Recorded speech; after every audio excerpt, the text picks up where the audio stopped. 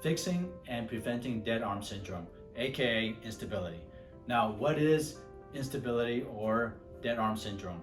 Now, most people usually associate dead arm syndrome with pitchers with baseball. Okay, now it can happen with someone who is very unstable or doesn't have a lot of muscle tones in their shoulder.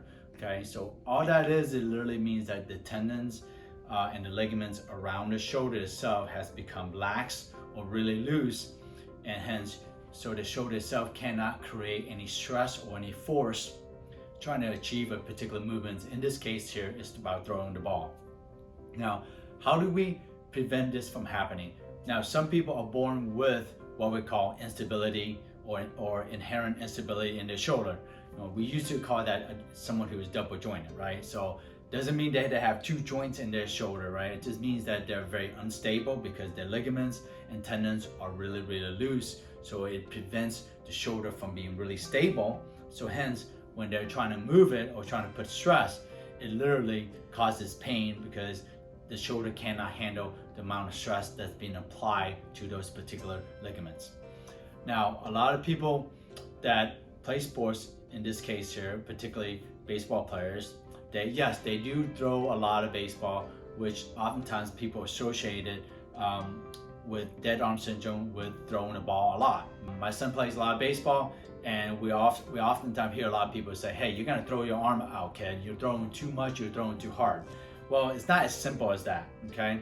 Now, are there some certain cases? Absolutely, but it doesn't just happen. It happens because people are not fully aware of the functionality of the shoulder. In this case here, people that throw their arm out, what we're trying to say is that the person is most likely suffering from dead arm syndrome or instability. What happens is that when they're developing into teenage years, they're probably playing pretty intense games and pitching or throwing continuously.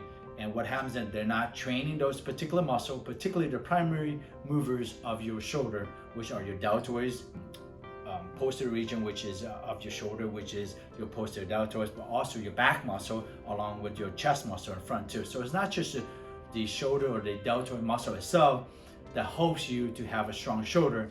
It's also the other surrounding big muscle, in this case here, the muscle of the chest and the muscle of the back. Now, of course, the number one way to create a stronger shoulder is, of course, to strengthen your rotator cuff, okay? So hopefully a lot of you guys out there are doing that. So again, it's exercise such as internal and external rotation of the shoulder, which will help to strengthen the supportive muscle or the stabilizers of the muscle, aka the rotator cuff muscle. So those are some of the things that you can do to help to prevent the laxity or the looseness in your shoulder itself, to help to prevent against dead arm syndrome.